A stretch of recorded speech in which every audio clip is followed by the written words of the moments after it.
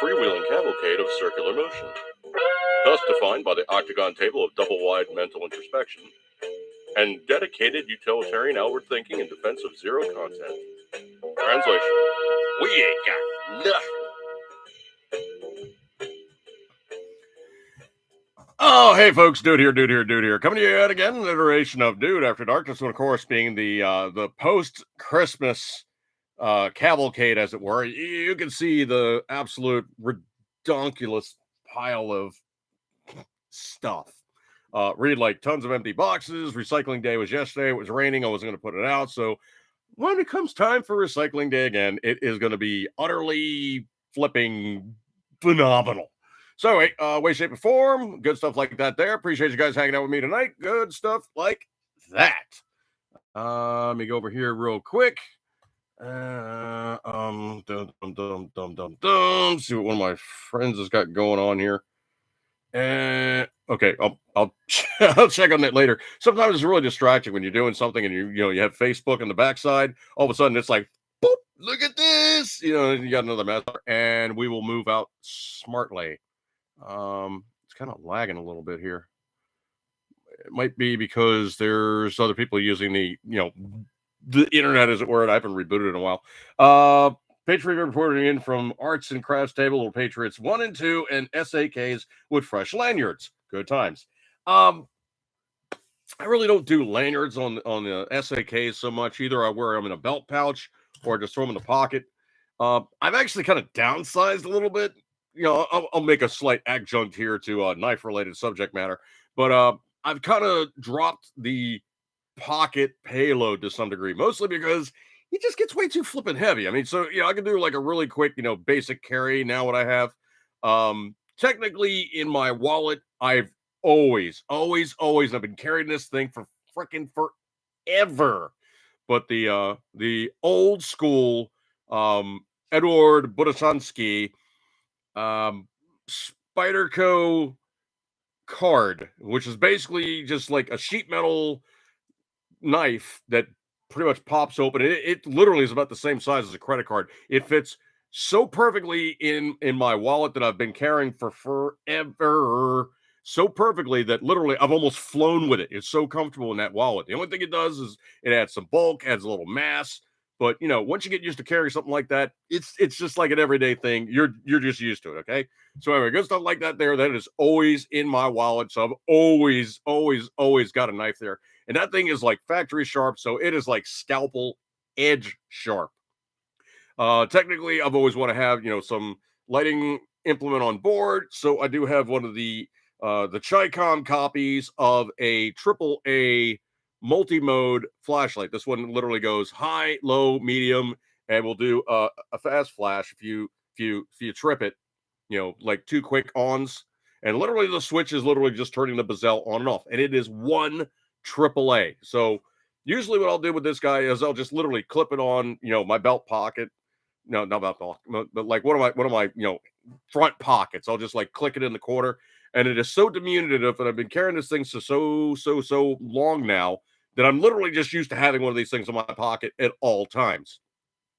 And absolutely, when I'm gigging with the band, comes time where something's going on, I can't see something, I'll just snatch it off real quick and just click it on and, do whatever I need to do for finding stuff.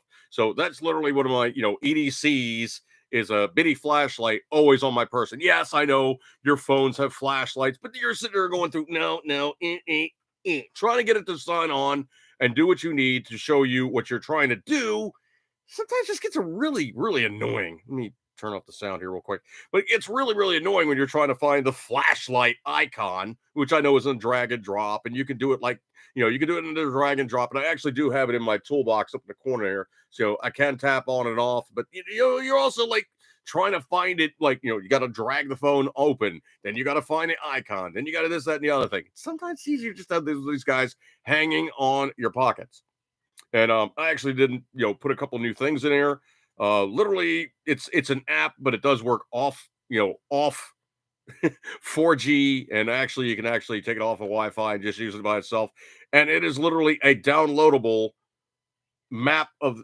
I always do this. I always get it so bright. I'm not giving any advertising to this app whatsoever either, because they do have ads on there, which is a little annoying, but it's called Map of USA. So literally it's a downloadable map, and of course it has ads pop up. So that's a little annoying right there. And I probably might go to another app, or I might just actually find like a good downloadable type of topographic map and install it in this one, because this one is the monster. This one is the 1T Note 9 that I have. The other one is the 128 with the 128, and I'm still using both phones side by side. I mean, it's not hard to do, but for some reason, I put less stuff on this one for security purposes. This one's got more stuff on board, but it only works on Wi-Fi. So literally, I know the Wi-Fi sourcing I'm going to get to make this thing do everything it needs to do. This guy's on 4G. I want to have less stuff on board for it to go, hey, I want to snoop around in your blah, blah, blah. Not doing it. So anyway, way, shape, and form on that one. So basically got the bitty flashlight as my EDC. That is always on board. I did accidentally grab my car flashlight when I was doing something and, brought it into my pocket, because it's one of these things that's kind of unobtrusive. This one is actually a Harbor Freight unit, and it's actually kind of cool in one regard, is you slide it open. You guys can kind of see it there, but that's actually a C charger, or it might be micro. It might be a micro, but it is a rechargeable flashlight. It has two levels of brightness. One's really not that much dimmer than the other, but it's so simple, stupid, and it just works. And it's had really, really good lifespan. I literally found it on the side of the road. Somebody lost it. It was lit up, and I was like, hey, somebody's got a flashlight on the side of the road there. Let's see what's going on. Obviously, I was looking for a broke down vehicle. Somebody just dropped it, and it's been working ever since. So it's been rotting in the primary dude earning money vehicle, doing whatever, and it comes in really handy sometimes, because I don't feel like unclicking and clicking this thing off my pocket when I'm sitting in the car. So I just grab this and do whatever. So that's that one. Now, like I've said, I basically have downsized my pocket payload, and I was carrying a SAK Handyman, which is about 9/10 of a champion or a champ, because it does actually have pliers on board. It's got a metal saw, it's got a wood saw, all the screwdrivers, multiple blades, multiple tools in the back. The only thing I think it's really missing is I think it's missing the magnifying lens, and it's missing something else, but it's not much. It's literally, like I said, it's 90% of a champ. Now, the thing that kind of sucks is because it's an unusual model and it's a detuned champ. Champs are everywhere. I mean, I can find champs actually cheaper than I can find them for the handyman price, and I lost one, so I'm a little, annoyed about that one. But I got many, many, many multiples of Swiss Army knives. I'm not ever going to be at a loss for having a Swiss Army knife somewhere, somewhere close at hand. I mean, I've always got one of those as a slide lock. I believe it's the Fireman, or maybe like one of the better ones, as an EDC that's always in my OS hit bag. Read that as an OS hit. Take the space out between the S and the hit. Yeah, it's my OS hit bag. And that one's always in the primary ride. It's a cleanup kit just in case somebody craps something out in my car. Hopefully it's, orally and not otherwise. But I have had that as well doing Uber. But it's my cleanup kit. I get to charge people a cleanup fee. So good stuff like that there. I've always got, that knife on board. And, it does have numerous implements just on board as a just in case. It's always in my car. I have it as a rule. I always have at least one Swiss Army knife in the car. Every car at least has one of those in the glove box. Now, personal payload on my side, and this one's actually a little bit of an older one. I'm probably going to modernize to another aspect of it, but this one, of course, being the Mini Champ. Now, it does have two blades, which is, really kind of cool. So you actually do have a sheep's foot blade. You do have a standard, you could say probably just like your standard drop point, nothing crazy. So it does have actually two knives on board. It doesn't have a saw. It does have a nail file. And strangely enough, it has another implement that really is kind of one of those oddball things. You have this guy here, which is like a sharpened hook. Now, I've heard this described in two different ways. Number one, they say it's literally, I'm not going to show you the label, obviously, but they say it's like a pharmacist's knife for you to peel the label up off pharmacy bottles. That's one way. The other one they say is basically it's an orange skin peeler. Now, knowing Swiss Army knives and how many little intricate things that could be, gooked up with like orange juice and whatnot, I would not ever, ever, ever peel an orange with this tool. But it does have secondary uses. It is actually rather sharp. I would tend to think along the lines if somebody was getting too close and personal, this would really beat the snot out of something. You basically like Freddy Krueger this thing onto somebody and you slashed them. It'd be a hell of a cat scratcher, man. It would definitely open them up. And you talk to anybody that does CDC, if you're getting into it with somebody hot and heavy, the first thing you want to do is you basically want to either really, really hurt them or you want to make them see blood and wonder why this thing is suddenly bleeding like crazy. Page review, no, it's actually rather small for that regard. I mean, to put it in perspective, the hook on this thing, let's just be charitable here. The hook on this thing is maybe a quarter inch, 6 millimeters. It's bitty. It's bitty. But the thing about it is if you get into it with somebody and you do a slash on a forehead, you can ask anybody in the business. You cut somebody's head, you cut somebody's face, humongous blood supply, you're bleeding like a stuck pig. So that's literally one of those things that comes in really, really handy. The fact is, it also is really, really light. This thing maybe weighs maybe 2-3 ounces at best. It does have a pair of tweezers on board, which is really good, obviously, for pulling out, splinters and the like and all the rest of that fun stuff. It does have a toothpick if you get something stuck in between your teeth, which is just bloody annoying. Has an itty bitty pair of scissors on board. Now, this one's actually been, I'm going to say, quote unquote, modified. It's not as smooth as it used to be because came time we were doing a gig and guy blew one of the guitar strings. So we needed to change out the guitar string and we changed it out. And he's like, oh crap, I don't have the wire cutters. So I was like, well, I can source these, usually not too terrible expensive on eBay. I'll take one for the team. I'm obviously going to bugger the jaws up, and I obviously, filed them judiciously on the diamond stone to get them somewhat square again. But not liking it, but it did cut a guitar string, so that's pretty hard to steal, and it did it. The other thing too is also, it's so bitty that you literally drop this thing in your pocket. It really, I mean, it's not even prohibitive in your pocket. I mean, comparative sizing here, you're talking comparatively the size between a Bic lighter and this guy. It's just diminutive. I mean, it's literally 1/3 the size dimensionally of like even a standard Bic lighter. And obviously having a Bic lighter on your person is not just a bad thing. This one is tired, but it does still work. In terms of EDC, obviously, is going to be what do you have on hand? Do you have the crap in your pocket ready to go? Situationally, oh no, I need this now expeditiously. Can I rely on the fact I've always got one of these doing the, kind of pondering, oh man, I really wish I'd brought the so and so. If wishes were fishes, that a whole thing about that one. Let me look at the room here real quick. Patriot Fever Series carries a Zippo, Leatherman signal, bandana, a Fresnel lens all times, plus a Garrett length paracord and Buck 1112 to screw with the governor in charge. Excuse me 1 second here. News actually has come out too from him. Supposedly they're setting up a shelter for incoming people, as it were, because obviously they declared themselves as a sanctuary city.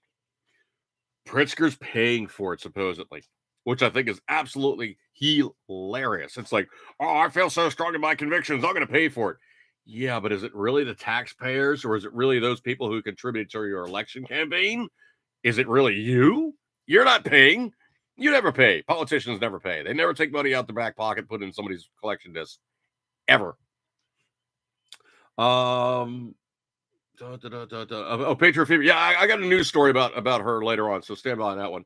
So, all right, way, shape, or form, essentially, obviously, stuff on board you got is better stuff that you ain't got. Obviously, you want to have, at the very least, you want to have an OS hit bag, and you want to have it stocked at all times. Now, truthfully, I could probably go, with way more stuff in there. Gonna have like compression bandages.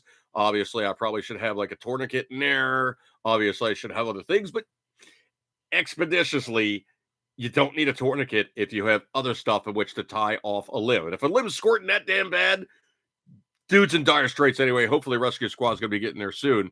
But if it's something where it's really like spurting fluids, you got to be prepared. Other thing too, also I have in there is I've always got EMT gloves. Um, Probably a little small for me, but some glove is better than no glove, especially when you're talking about wandering through somebody else's foreign bodily fluids. If they're not yours, you're potentially going to get something from them to you that you really truly don't want. So any of that good stuff you want to have. Um, Obviously, rolls of gauze. Obviously, you can wrap around. The other thing you do too is, pressure bandages. Classically, I've heard, if you're talking like arterial squirts and there's a hole, you basically want to wad something up. You worry about the infection later. You're trying to save dude's life first and foremost. First and foremost, you're going to grab something. You're just going to stuff it in there, and you're going to hold fast until the bleeding stops. And if it keeps bleeding, you stuff more in there, and you hold fast until it stops bleeding. Or you keep stuffing in there, and you hold fast until help arrives, and they can do more than what you're able to do. So anyway, shape, and form, good stuff like that there. You got the three means of blood delivery. Obviously, you have capillaries, which ooze, veins which drip, arteries squirt. If somebody's dripping, they're not going to bleed out, man. The only thing that you really truly would ever possibly screw somebody completely over with would be the vena cava, which is literally dead center right beside the aorta, and that's the biggest vein in the human body, literally about the size, big around as your little finger. If you clip that, that's the return from the high pressure side to the low pressure side. You were just talking volume. You're not talking like, dude squirting across the room. You're just talking volume. And if he's squirting out the vena cava, you're talking, you got to drill down 4 to 5 inches just to get to it. So you are looking at a situation where dude probably is beyond your ability to help at that point, other than maybe like absolutely completely frantically bearing down literally with like all your weight on your knee onto the wound. And that would be absolutely as much as you possibly could do with the guy, but then you'd be restricting breathing, potentially be doing maybe secondary injuries. But you know what? If he's got secondary injuries and he's still alive, that's better than him not being alive. So there's all these other things too coming into play. So let's take a look at the news feed, as it were. I actually did put quite a bit in there just before I came on. Literally went through a stock of stuff, as it were.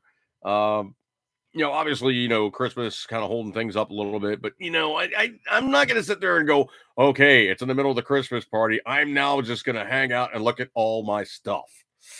No, not going to do that. That's just way too much. And, that's stuff that's just not going to be advisable. So let me scrolly. Hang on one second here. Sometimes Facebook can be a little draggy. Obviously, I got a lot of memes up. Obviously, I have a lot of snarky kind of stuff going on there where I'm basically calling them out for what they are. Scrolly. Scroll.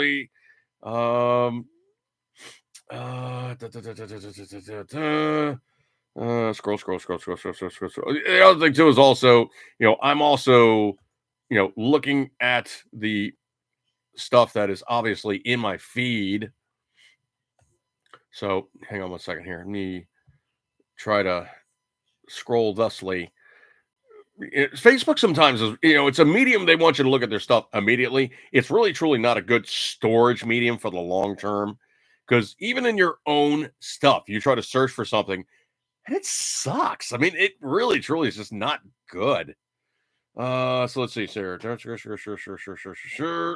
Okay, scroll. Scrolly. Scroll.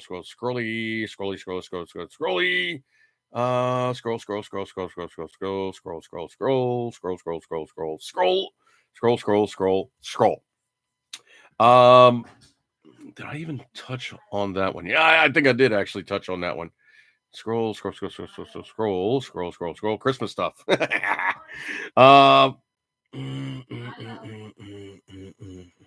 Hang on a second here. Stand by. I gotta find where I'm starting at. Okay. I don't know if you guys saw this one or not. This is absolutely probably one of the funniest encounters I think I've seen yet. But supposedly Van Jones was being snarky to on CNN to Vivek Ramaswamy And he eventually just said, I've had enough of it. He just was like, you know what, dude, I am done with you. And it is just pushing it beyond the point where I'm actually ready to just deal with your stuff. So you know what? Potentially he was telling him to hang on a second here. I got this one sound guy telling him to just shut the fuck up, yeah, he just is like shut the fuck up. Yeah, but Vivek was just like, you know what? I'm just sick of you. STFU. And I cannot do it. Just even the audience was like, oh, yeah, man. Yes, sir. But that one's coming in from RepublicanDaily.com. Just literally got sick of his crap on one of the Turning Point USA events. And it was like, dude, enough. Just enough. No more. No more. No more. Just STFU. I did see something rather interesting, and I did actually look this up. I don't know if you guys heard about this one or not. Obviously, Colorado doing the dirty turn on Trump and basically telling him we're gonna just not allow you to run. No, sound guy. Sound guy. No. What do you do? No, stop. We're not listening to 3 minutes of static. Stop that one. Anyway, so the Colorado Supreme Court removes Trump from the 2024 ballot. Obviously, you guys heard about that news story, and it is what it is. It's annoying, but it's not set in concrete because obviously, there'd be denial of First Amendment rights, be denial of Fifth Amendment rights, denial of Fourth Amendment rights, be denial of so many constitutional rights of which Donald Trump has absolute liberty to, say, dude, no. Actually, the thing about it is that they're charging him for, he was never found guilty. So how can he be found to be guilty of, what was I think a 14th Amendment, whatever it was for saying, oh, you're creating all this other mayhem and subterfuge and blah, blah, blah.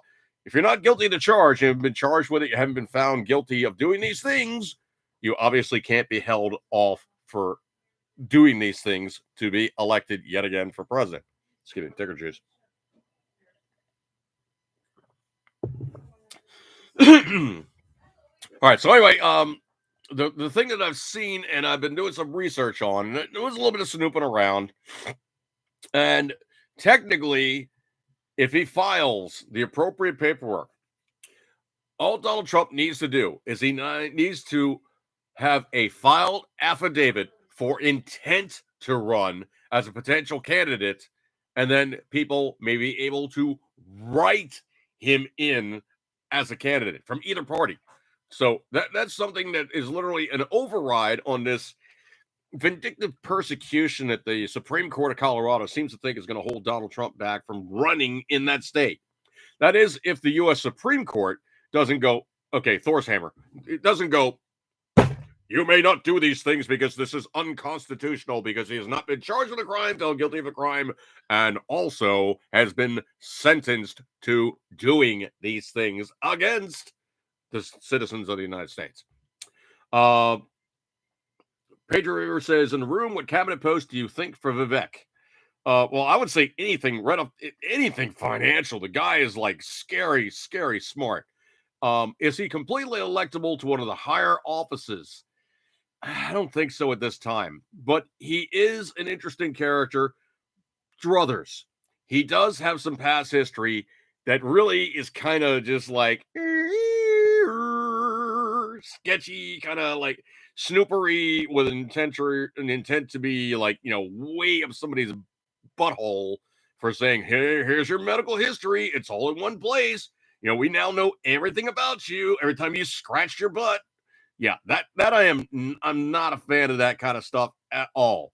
So now what's going on is I guess he's trying to do a correction to say, well, I'm not that kind of guy. Here's how I really am. I'll put out the good word as much as possible. You guys can see me for what I am and listen to my words and da da da da da da da. Who shot John and all the rest of the stuff.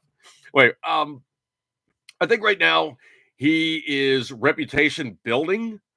I really truly don't see him as electable to a higher office mostly because he does have that albatross hanging over his head of the kind of weird, sketchy snoopery that was kind of hanging in the background. He was like, "Oh yeah, I was the guy that made that." That's the kind of stuff that really kind of turns me off about a potential politician. Is the guy has a history of really just too much snoopery on somebody's personal information. Not, not a fan. Peter Fever in the room says Vivek for FCC commissioner. That would be an interesting position, but Vivek's not broke. Okay, he's like rich. He doesn't need to take a government position and go, oh, okay, I'll run this kind of eh, eh, eh, just agency. And when you get right down to it, the FCC is kind of a eh, eh agency. I mean, most of the time they're administering licenses to people who are doing some kind of telecommunications. They are administering some kind of technology. Don't do it like this, do it like that. That overrides, your trust. And it might be a situation where you're too big. Well, notice how much they've really stepped on, like, Alphabet slash Google, YouTube, for saying, oh no, you're way too big. You have too much non competition clause written into anything that you do. All your ads are done in such a way that pretty much there is no competition. And like that news story I told you about last time, they get the butts handed to them. And it's going to be continuing on. I think what really is going to happen is they're going to be a trust violation and they're going to get broken up. They're going to be seen as just entirely too big, too much of a monopoly, and anybody that tries to get a foot in the door can't because they're just too flippin' big. Scrolly. Scrolly. I don't know if you guys heard about this one or not, but supposedly Delta really pissed this chick off. I mean, it was just so much of a just how do I say this without saying this? I really well. Okay, well, she was standing in line and noticed that she was like one of the, the VFW, very few whites. And she was standing in line, and essentially it became a case of her amongst tons of, they say migrants, but they're not migrants, okay? They're illegal aliens coming into the country and utilizing our technology and all of our stuff to basically get a leg up on all the guys who are trying to do it legally. But anyway, this one coming in from truthpress.com. A Delta customer boycotts the airline after boarding a flight packed with migrants. Let's see. Her name is Ashley St. Clair of Babylon. The Babylon Bee documented what happened to her.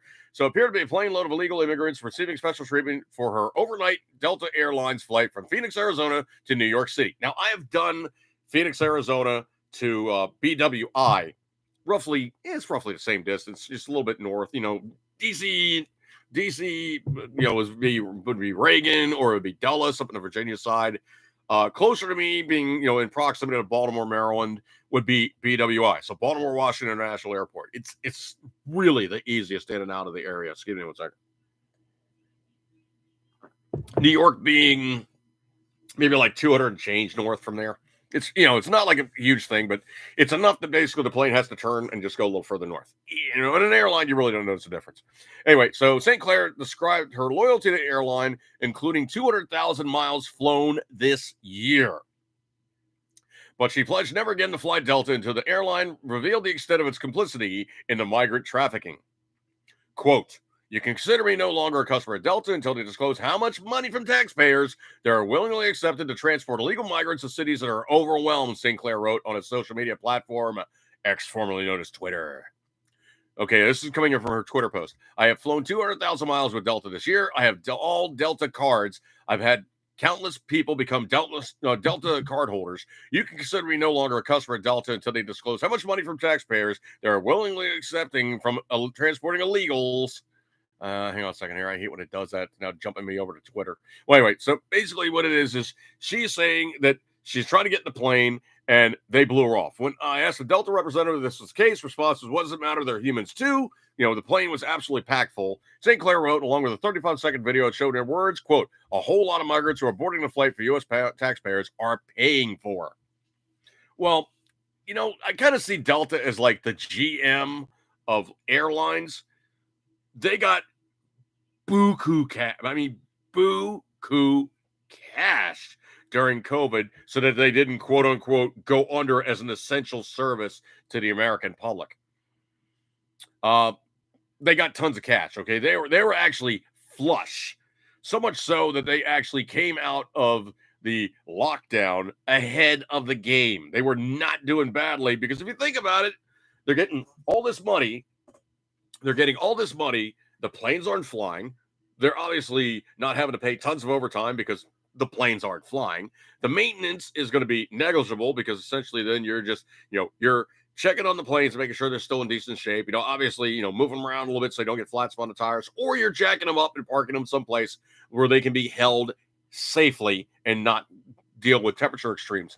I think literally what they did was they flew all the planes down to literally sent it down to Arizona to the boneyard kind of area and parked it off so it could be held in an area where it wasn't going to have cold heat extremes. But storing a plane hot is better than storing a plane going cold, hot, cold, hot, cold, hot, cold, hot, because you get all kinds of, condensation and things. And it's really not good for the technology. It's better actually to store it a little hot and then just change the fluids. So essentially, they had all those planes parked. They made tons of cash, but the thing's just sitting idle. Obviously, there was some maintenance on the facilities and the airports, but if it's not being used, what are you doing? You're pretty much sweeping the floors, you're checking the stuff out, you're making sure nothing's broken. It's kind of really more like guard position than anything. You're really not doing a whole hell of a lot of expenditure. Delta did just fine during COVID. They have no reason to screw people over to the length, depths, and breadths that they currently have had recent memory of doing. This one, of course, being a lighter note. I don't know if you guys saw or not, but Ed O'Neill, the infamous Al Bundy actor from Married with Children, has finally received his star on the Hollywood Walk of Fame. Now, the cool part about it is, where did they place the star? Well, they put it in front of a shoe store. That is entirely too cool for school. Scrolly. If you guys heard about this one or not, but it's the Chicago way coming in from truthpress.com. A jury convicted former Chicago alderman Ed Burke on Thursday on 13 federal corruption charges. You say Chicago and corruption, it's all in the same sentence. It really kind of works. But anyway, so the guy was found guilty on 13 federal corruption charges. So Burke was found guilty of racketeering, bribery, and attempted extortion following 6 weeks of federal corruption trial. The New York Post reported the 79-year-old was convicted on 13 of the 14 charges brought against him, according to the outlet. Politicians doing sketch stuff. Would it be nice if we'd see more than this low-hanging fruit get zapped? I mean, truthfully, the guys that really truly are like the movers and shakers that are playing these kind of games, who really truly need to be held up for this kind of stuff, read obviously Hillary, read obviously, Joe Kaka Jr. I'm saying like Joe Biden and Hunter Biden. Anybody that plays these games in political office, they need to get held out as the problem. They are not the solution when they do these things, screwing over the American public and getting graft while getting paid publicly.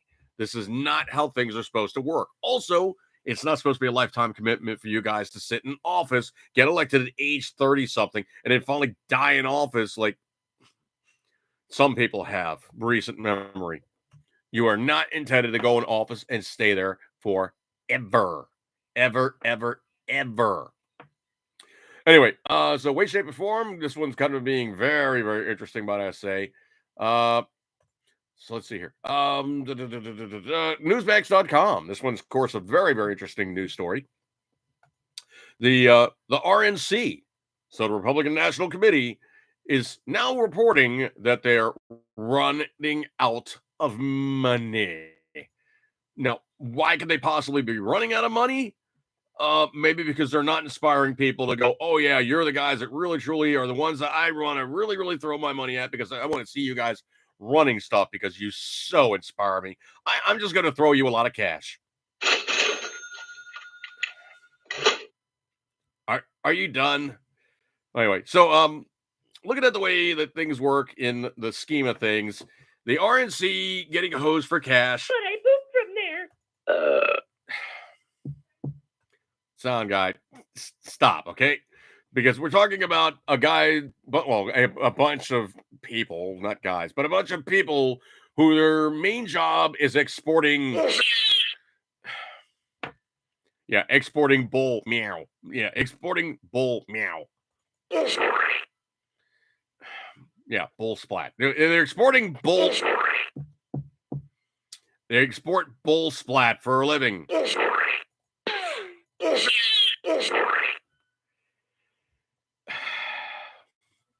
At it again. All right, so coming up from the Newsmax report, the RNC is running out of money. Yeah.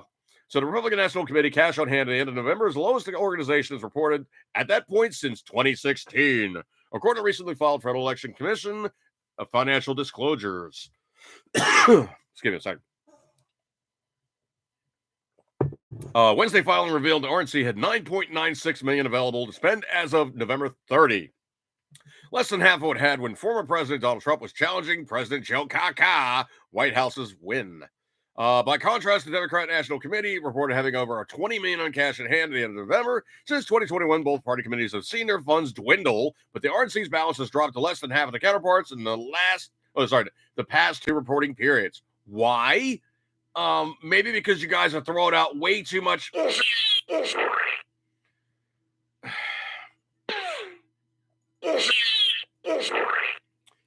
All right, so anyway, we're talking about two groups of guys, and I'm going to use it once. I get this one, sound guy. I'm going to use it once. Two groups of political organizations. Their sheer job is exporting. That's right. Sound guy. Yeah, we're talking about.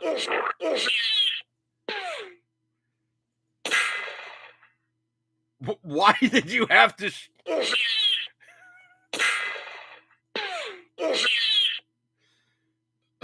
I don't know why the cat had to get it, but okay, whatever. I don't know, Patriot Fever. I really don't know. I don't know why the cat had to get it. Anyway, so the numbers provided an annual glimpse of the finances of each party. The amount of cash on hand between reporting dates may be higher or lower, while the FEC filings are also indicative of each party's level of expenditure. I tend to think right now the RNC is just really not inspiring anybody because they're putting out entirely too much. You missed it that time. No. Sound guy. No, you missed it, okay? You didn't get it, okay? You didn't get it. Try it again.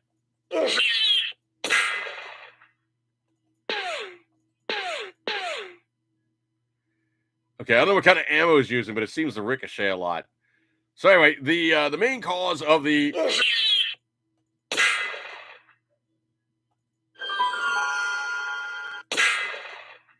okay, Marty McFly just got it that time. Anyway, so I think what it is also is this is still fairly early in the election season. These guys really don't rake the cash until it's getting much closer. We're still talking like 320 some odd days out from election time. But that also gives plenty of time for you guys to go, who is more worthy to get my cash? And to tell you the truth, both parties suck, okay? I would really, truly rather see, the libertarians make more of an advance this year. But the problem is those guys don't do it incrementally. They just go, yep, here's Thor's hammer. Here's our guy. Here's our guy. He's running for president. And everybody goes, okay, the LP is running a candidate. Who is he? Who is this guy that the LP is running? We don't know him from Adam, and there's no chance in the world that he's going to get elected. Sound guy. So the LP, in their infinite wisdom, shoots for the brass ring. And but I pooped from there.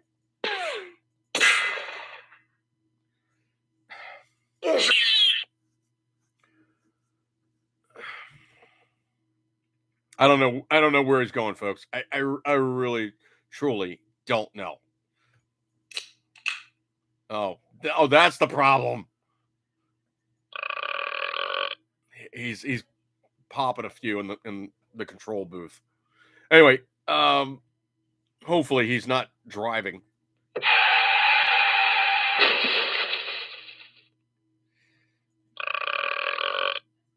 Maybe that was later. I don't know. I don't know.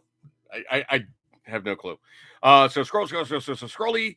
This one is absolutely phenomenal, and I cannot do it any justice other than simply throw you guys the link. But it was posted up by the Telegraph, so basically the British newspaper. But it was posted up by the Telegraph, and it is elderly Gazan woman accuses Hamas of stealing in a rare criticism. And this chick, she's like, you know what? I'm old enough. You can kill me. I don't care. And she's calling them out for what it is. She's saying, you know what? We get these things in here and they divert it over. We get the money here. And what do? They build tunnels. We get the food. They take it away from us. They take it into the tunnels. They feed their own guys. They deny us those things that they're giving to us in aid to further assist the population of Gaza. And they're turning it into war munitions and they're turning it into stuff that they can use to further fight Israel. That is not good leadership. And of course, there's a YouTube link. I'll throw it in the room for you guys. Give me 1 second here. I'll actually put it in the room, and I cannot do it justice. Obviously, she's obviously speaking Arabic. So hang on 1 second here. Hang on 1 sec. Hang on 1 sec. I'm gonna have to really cheat this one. So hang on 1 second here. I'm gonna have to mute and open up another link so I get this. I get it clean without all the Facebook crap because I don't like using Facebook as a link. No, I just don't do that. Okay, so get rid of that. Put that there. Okay, so that would be the link for that one right there. Okay, video is now in there. Computer is now unmuted. So sound guy, you can do whatever you want to do again.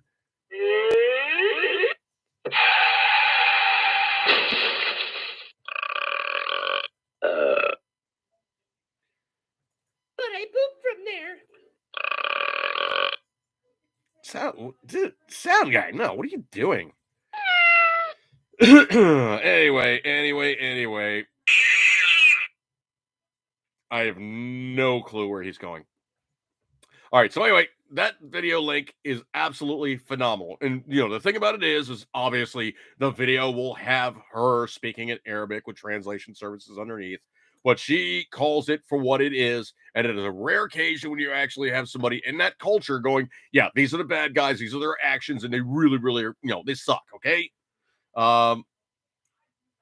Sound guy. Good. No, I'm not. No, I am not. No, because and I know what happens when he does that.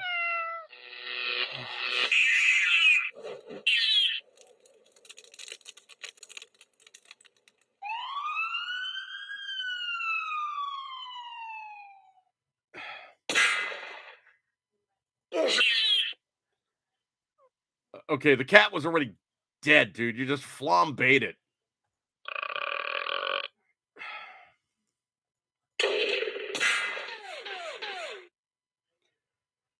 I think he wanted to make sure the cat wasn't suffering for long. Anyway, scroll. I don't know if you guys saw this or not. This one is one of those really kind of cool things. And I'm not going to put the link in the room. You can look for it really easy, but it just says Guinness World Record Christmas drone show. They literally took 1,500 drones, set them up on a football field, and had them doing a recreation of the Nutcracker with these 1,500 drones lighting off and doing their thing and showing. It was actually really cool. I really enjoyed it. And I'm not like one of these, musical kind of guys where I got to see like, them doing the kind of ballet and I'm just not into that stuff. What, Orange? Don't jump on me. Don't jump on me. He wants to jump on me. But yeah, if you look that one up, Guinness World Record, Christmas drone show, 1,500 plus drones. It was very cool. Have you guys heard about this one or not? This one is one of those ones. I simply just call it what it is, and she is just a dumb C unit. Take out the I, just a dumb C unit. So this year, Americans have been shocked to see some people erect satanic displays during Christmas. Trade Museum allowed a satanic quote unquote holiday tree. This one coming in AmericanJournal.com. So Republican governor of Iowa allowed the satanic statue to be erected in the state capitol. And in a blue state, a Democrat staffer posed with yet another satanic statue outside the state capitol building. And you won't believe what she posted with the picture. So she posted the picture and then said, "Oh, snap. This doesn't look good. This is bad optics. I better delete this." Folks, in infinitum, how many times have I told everybody? How many times have I told everybody? Never, ever, ever post up anything on the internet that you wouldn't want somebody to see all the time, every time. It's going to be over your head because, oh, yes, Thor's hammer. There is no delete button on the internet. So the story proceeds thusly. This dumb C unit did it really, really right. So Michigan Democrat staffer Samantha Skorka, or at Skorka Sammy with an I, posed with it and called it sexy before quickly deleting the tweet. The internet is forever. Now, the thing about it is I'm actually going to have to probably cheat this one. And I think I actually can just simply look at it from Twitter and you guys can get it from what it is. But who grabbed it? Who posted it up? But that immortally cool group of people, libs of TikTok. So, in the name of Satan, I claim the sexy satanic Baphomet Gold altar at our Michigan Capitol. Amen. Samantha Skorka at Skorka Sammy. And she's like kissing the thing. Remember when I told you guys about the whole, internet is forever? She did it.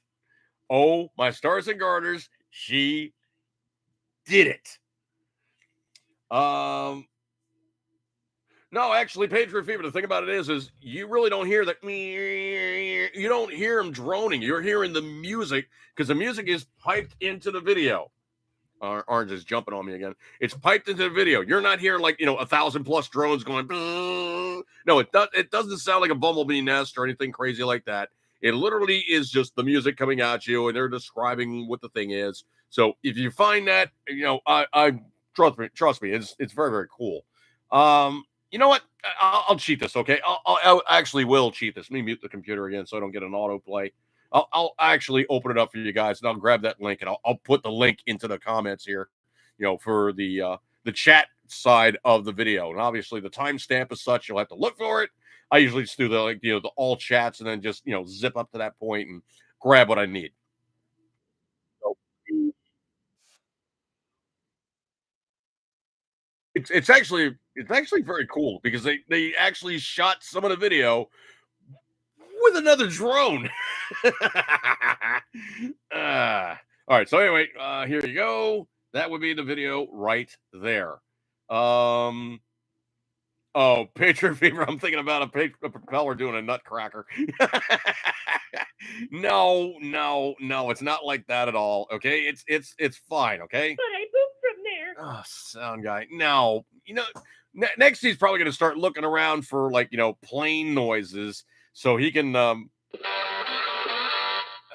No, we're not getting a copyright hit, sound guy. We're not doing that. Okay. No. Imagine if you would, a sound guy in a booth with nothing better to do but throw sounds all over the place. This is an episode of Sound Guy Run Amok.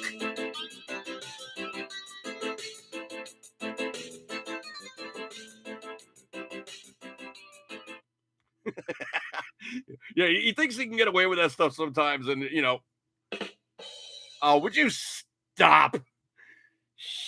Jeez. Anyway, here we see the. No, we're not seeing that. We're not seeing that. Okay, no. So anyway, the drone stuff, like I said, is very, very cool. If you watch the video in your leisure time, cool. I mean, trust me on this one. It's actually very, very well done. It's not like a bunch of bumblebees all flying around and being obnoxious and whatnot. This one I think is really, really kind of cool. This one, of course, being AmericanJournalDaily.com. counterpart and counterplay, and of course, doing something back that somebody just did to you. It's just good comeuppance. So what's the good comeuppance? Well, this might be a baby Civil War 2.0, but from Breitbart, 3 Republican state lawmakers are now drafting legislation to remove President Joe Biden from the ballots in Georgia, Arizona, and Pennsylvania. Breitbart News exclusively learned on Friday. If Biden's removed from the ballots, the president will have difficulty winning the Democrat primary and a presidential election. Georgia, Arizona, and Pennsylvania are vital swing states. That's just interesting. Very, very interesting. Scroll. This whole EV thing, man, it's just getting very, very, very, very interesting. But supposedly Maine, the state of Maine, like, literally northeast of me, northeast of me, and I've been there a number of times. It's an absolutely gorgeous state, but man, their politics sometimes really stupid. It's like they want to be Democrats with firearms. I mean, that's really about the only way to describe the state. Excuse me one second. That's really about the only way to describe the state. They want to be Democrats with firearms, and not even a good stating they're in of like New Hampshire. That's just how they do it. It's just stupid stuff. But here's the thing: it is one of those states. It's so far north that literally it is one of those states. Half the year is nice, half the year is just winter, and I do mean winter. Like literally, like Canada is a stone's throw away.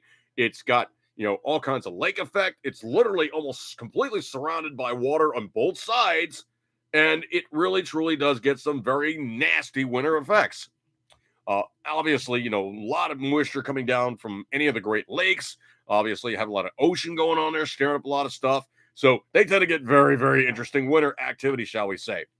But it's now coming on Fox News. Yeah, Maine is now forced to delay a vote on the EV mandate amid widespread power outages. Coming in from Fox News.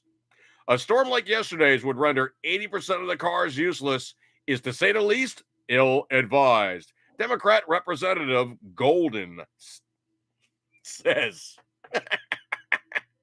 Man, these guys, I really, truly don't understand why they think it is such an amazing thing to throw all this stuff back on everybody and go, oh, yeah, you better be driving these electric cars because it's so much better for the environment. Never mind the fact that they're digging huge holes in the ground. The manufacture of the batteries is like really, really horrific to the environment. Obviously, there's that 5 trips across the ocean. Oh, we've mined it. It gets manufactured. Oh, it gets built. Oh, no, it gets over here. Take the batteries over there. Take the rest of the stuff over there. Oh, all components. Okay, things built. So you're essentially digging huge holes in the ground to make batteries for something that has a very finite lifespan, as opposed to an internal combustion vehicle, which pretty much is just pumping stuff out of the ground, doing refining, and then putting it in the fuel stations that literally is universal. I mean, I literally can take my car anywhere on the planet and go, oh, they got unleaded gas. Is the octane going to be great or bad? Doesn't matter. Doesn't matter. My Hondas, and I choose Hondas for a reason, all run on regular gas. If you go Acura, you're looking at premium fuel. That's the major difference. Honda works the engine control management systems so that in Acuras, they extract more performance, but you need the better gas. Now, the thing is, you actually can run them in, quote, I love this, an emergency situation in the manual, the quote unquote emergency. You can run them on regular gas. Is it recommended? It really won't hurt anything, because what's going to happen is the computer is going to go, oh, yeah. Oh, hang on a second. Let me just do it correctly here. Gets a tank of regular gas. No, I'm sorry. That's not the best octane I've ever had. I'm going to retard performance. So literally what it does is it tunes your engine management system to go to a lesser performance mode. And the car, of course, still drives okay, but it doesn't have that last 25 or 30% of engine output or whatever it is. Like, speccing it out for what it is, the Honda Pilot that I currently drive is about 280 horse. The MDX, which is the Acura version of that, is like 3 and change, like 330, I think it is. So it almost gets like another 40, 50 horsepower out of it. And that's the major difference. But it's also running like premium fuel, which is like another 35 to 50 cents more per gallon. And obviously, you know, if I have a situation where I need to run mine on premium fuel, it'll do it. It'll go, okay, great. It's a little, I'm not crazy about it, but it'll do it. It's almost like a one-way compatibility. I mean, I can run not expressly, but I can definitely run on premium gas if I need to. But the other car trying to run on regular, it's kind of not liking it so much. But you know, either way, it will work. Patriot Fever, better gas, better beans. Jeez. Yeah, I don't think about that one so much, dude. All right, so anyway, scrolly. Hang on 1 second here. We go back to where I was. I lost where I was hanging out. Scrolly. Okay, now I'm back. Obviously, the past tense of the Nakatomi Plaza annual Christmas party. If you attended, that would be great. And if you didn't make it, oh well. We all got to see a chance of the Hans falling.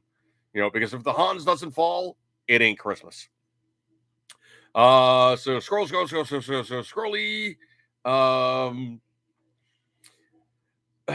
AOC is doing it yet again. This time with a Christmas flavor. Yeah. So AOC posts a Christmas message and she got instant, and I do mean absolutely instant karma upon her to go, no, that's not the way you say it. So anyway, what she put on there was she was comparing, you know, the obvious reason for Christmas with the current events. In the story of Christmas, Christ was born in modern-day Palestine under the threat of a government engaged in a massacre of innocents. Thousands of years later, right-wing forces are violently occupying Bethlehem as similar stories unfold for today's Palestinians. First and foremost, AOC, you don't know geography. Bethlehem is not in Gaza. And also the other thing too is actually there's very, very, very sacred / holy sites for the Arabs that are in Israel, and they get full and unfettered access. Well, obviously, you know, things are going on right now. It's probably not doing so good, but there's obviously places like that in Israel. The Israelis are not going, hey man, we got to go to Gaza. There's that one spot in there. It's just so choice, man. It's like part of the high holy days. We're gonna go there, and the geography, number one, you get an F- because you don't know what you're talking about. Number two, modern day Palestine under the threat of a government engaged in a massacre of innocents. I seem to think on October 7th, it wasn't the Israelis so much starting up and, you know, killing 1,400 people. I tend to think that maybe it was the Israelis that were the victim in that regard, but yeah, you know better than us because you're so smart. Yeah, a waitress talking about high stuff. Well, anyway, so they basically ravaged her on any of the places where she posted that inanity, and it was quite humorous to watch. This one I think is really, really interesting. There's a bombshell court decision that may have just basically lambasted, bona fide, and completely. I got this one, sound guy. Completely given old Joe Kaka more than a little bit of a. Oh yeah, he may have just really gotten hosed on this one. PatriotJournal.com. From Daily Wire, senior White House and Biden campaign officials are reportedly concerned that the Colorado Supreme Court's Tuesday ruling barring former President Donald Trump from the state ballot may help Biden's rival while hurting the president's 2024 campaign message. So it turns out the top Biden staffers are worried that the move to bar Trump from appearing in the primary ballots will backfire. They've claimed that the court's decision to convince people that, quote, Colorado's attempting election interference while through non-elected Democrat appointed justices with finding from shady left-wing donors. So basically what it does is it kind of supports all these arguments that Donald Trump has actually been speaking on in public. Yipes. Let me jump over to the next one real quick here. RepublicanDaily.com. Slight rejection taking part. Well, the White House supposedly is now kirking out because of Biden's horrendous poll numbers. So bad are they that he is kirking out big time. So They're saying his approval rating has risen to 39%, up from 37%, but that is not the case. And the Biden administration is brushing off the polls as irrelevant. So pretty much he's kind of doing what the Republicans have always done, go, yeah, these polls are crap, we're not listening to them. But the problem is, the reality check on it is his numbers absolutely suck. Yeah. Now, if you guys know your history, this one is actually kind of one of those really kind of cool things. If you look in the good old days, literally, like I'm talking like George Washington and, Ben Franklin and, Jefferson and all those guys pounded the hooch. And I do mean absolutely pounded the hooch. Mostly because it was safer than the drinking water at the time. But the other thing, too, is also they just drank a lot. I mean, that was like, recreational drinking was like literally part and parcel of their daily existence. They just drank a lot. Well, anyway, it's come now to be that possibly something very, very cool might be happening for the guys who do home brewing. Oh, yeah. Which are now limited to 200 gallons of beer per year. And if you do any kind of like spirits or higher alcohol, that has to be done as motor fuel. It is not supposed to be a consumable. And potentially, this one's going to be kind of cool. So there's now a federal lawsuit which challenges the ban on one of the most American things ever. So a federal ban on at-home distilling, a holdover from the Prohibition era, which violates the U.S. Constitution, a new lawsuit arguing. The Hobby Distillers Association, an organization of over 1,300 members represented under by the Competitive Enterprise Institute, or CEI, filed a federal lawsuit this month against the AFT. So the Alcohol, Tobacco, Tax and Trade Bureau and the Department of Justice over the government ban on home distilling. The ban is not just bad policy. CEI's general counsel, Dan Greenberg, told the Daily Caller News Foundation it's also inconsistent with a proper view of the limited government constraints of the Constitution. The Constitution creates a federal government of limited enumerated powers, the lawsuit states. The at-home distilling ban is beyond all powers of Congress to enact under the Constitution. So President Jimmy Carter signed legislation legalizing the practice of home brewing federally in 1978 through home distilling remains illegal. Though home distilling remains illegal, according to Smithsonian. The lawsuit argued as the ban does not fall to Congress's authority to regulate interstate commerce as it operates locally, or the federal government is taxing power as it raises no revenue.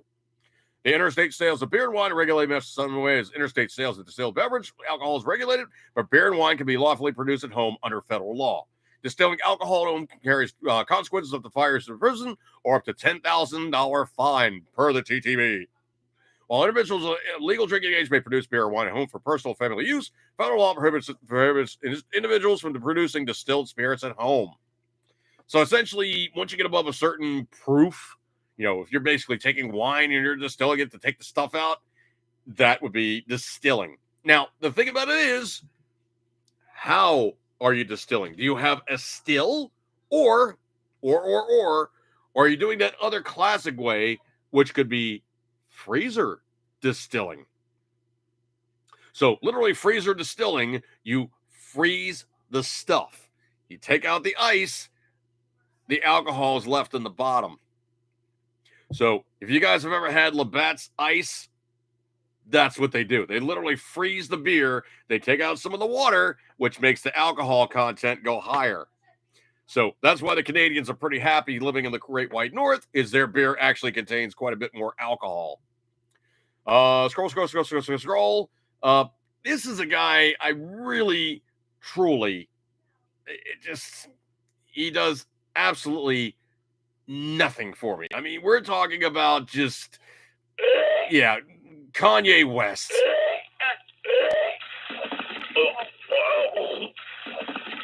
So this piece of sound guy.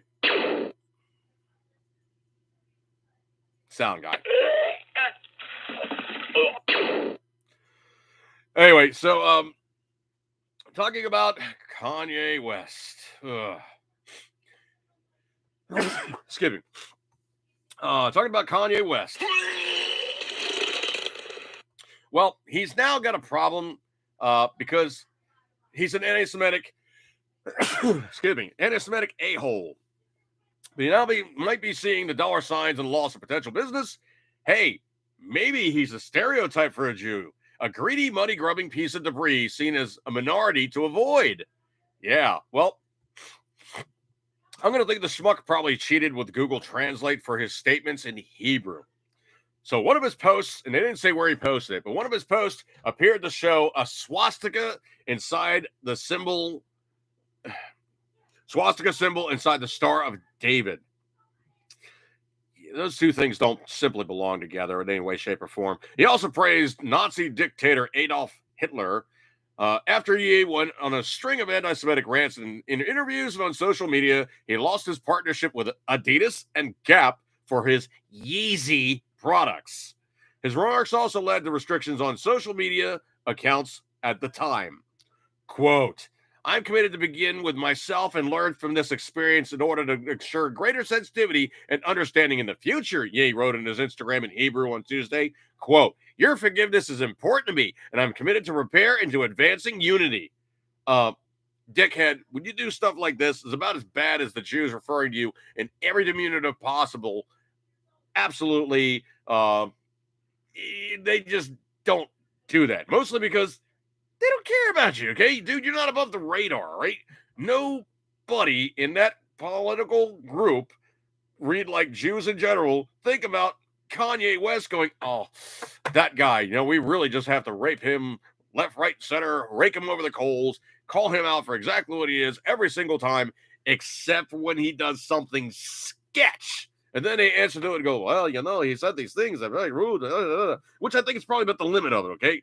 They might be, cursing him out in some, Yiddish or something, which for me, trust me on this one, when somebody starts cursing out in Yiddish, it's more funny than it is insulting, unless you're another Jew. And then you go, wow, he really meant it. That was very rude. But if somebody's cursing you out in Yiddish, trust me, it's flipping hilarious. But anyway, this guy basically said these things, did these things. And he's one of those type of guys who basically says these things and it is just him being him. He's just a disgusting pile of monkey puke, in my opinion. Not to offend any monkeys, so I'm truly sorry if I did offend any monkeys at all. So let's see here. Scrolly. Coming in from truthpress.com. This one is one of those good news things. There's no other way to simply say it except what it is. But yippee-ki-yay, motherfucker.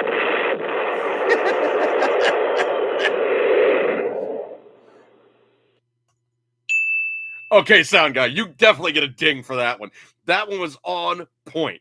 Considering we're just past Christmas, the Die Hard, that was that one was right on point. Yeah, yippee-ki-yay, mother kaboom. Anyway, so the Israeli airstrike reportedly kills an Iranian general. So Iran has confirmed that an Israeli airstrike killed one of its senior generals in Syria early Monday. Notice they said in Syria, not in Iran. They said in Syria.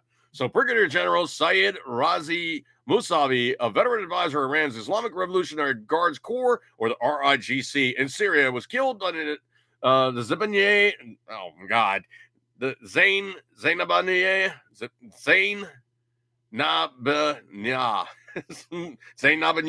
Zainabaniya district of central capital Damascus early on Monday, according to the Iranian state-run Islamic Republican news agency.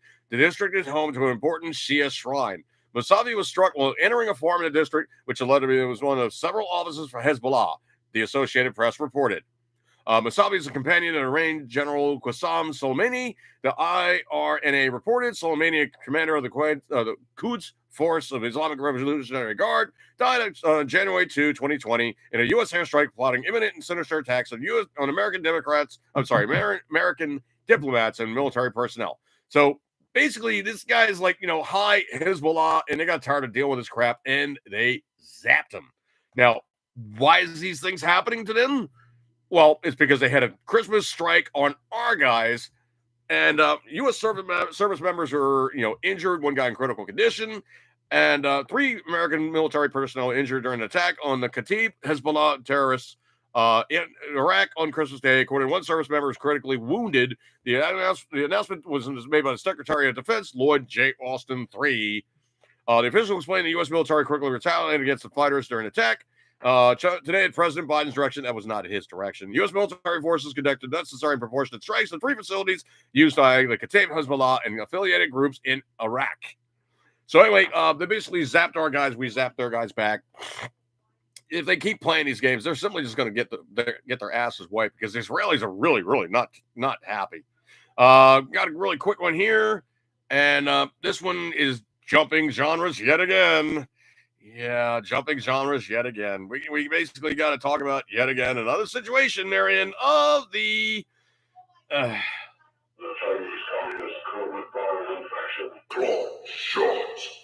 yeah, and now we don't have to worry about the nope, so we can talk openly about the that's right, because we don't really worry so much about the that's right. So we're talking about a guy who went and got himself the that's right. And since he went and got himself that one and was saying how great it is and how much it really helps everybody, the guy was 32 years age and he basically has passed.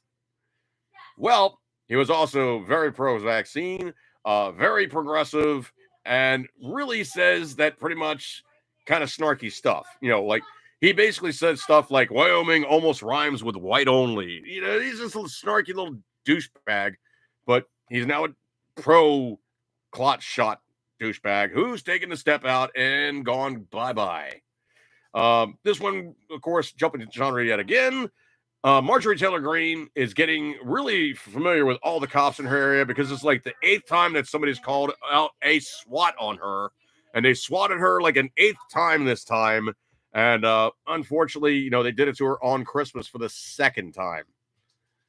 This is the kind of crap that seems to have happened, when they can't beat you any other way. Jumping over to truthpress.com. Jumping over to truthpress.com. Kamala Harris does it yet again. Oh, man. She basically made a Christmas dedication to everybody, wishing everyone a happy holiday season. And she's standing in front of a Christmas tree with her husband. So immediately everybody started texting her back, or I'm sorry, tweeting her back, Xing her back, whatever you want to call it now. Merry Christmas, fixed it for you. Merry Christmas, it's okay, you can say it, fraud. Happy holidays with similar flares is commonly used as a festive greeting and inclusive of all faiths in December at a time of celebration for a number of religions. However, Harris has used the word Christmas over the course of December. We're grateful for the chance to celebrate the miracle of Christmas, she wrote on X, formerly Twitter, on December 21 following a service at the Washington National Cathedral. Okay, if she's going to the Washington National Cathedral, she's obviously there for Christmas and not for holiday celebrations. Wow. What can you say on that one? Let's see. Let me look at the schedule here. I actually do believe New Year's will be on Monday, so the 2nd will be on Tuesday. So potentially the next Dude Show will be taking place next year. So what can you say on that one? Except for, well, it is what it is, and I think it's time to get going. And I appreciate your kind attentions. Music. I guess that means it's the end of it. I appreciate your kind attention. You guys hanging out with me on a Tuesday. I know you got many other places to go, but you guys decided to hang out with me, and I appreciate your kind attention. Get a gold star for attendance. I will see you guys next time. Good stuff like that there. And, of course, eat good, keep tendering as always. You know you love it. And have a good New Year's. Stay home if you're hammered. Don't drink and drive. But otherwise, have a good time. I'll see you guys then. And failing that, if you do drink and need an Uber driver, I'll be glad to run you around. See you guys next time. Have a good New Year's. Of course, belated Merry Christmas. Happy Hanukkah. Belated, very belated. But guys, have a good one. I'll see you guys next time. And have a good week. See you guys later. Catch you guys later. See ya.